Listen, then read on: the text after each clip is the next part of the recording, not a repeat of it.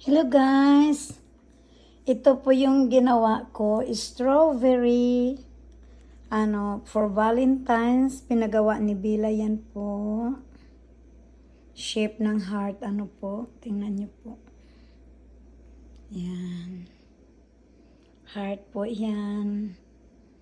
Yan, hindi ko na kinuna ng video. Yan na po, gawa na po. Sana may siya, may fresh strawberry ang buttercream na ginawa ko.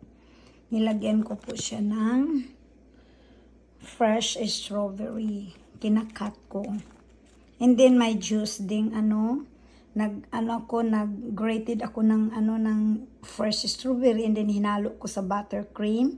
And then yung tapos pagkatapos ko nilagay doon sa cookies, sa French macaron, nilagyan ko ulit ng ng fresh na kinakat ko na strawberry para makagat, maramdaman mong may strawberry talaga.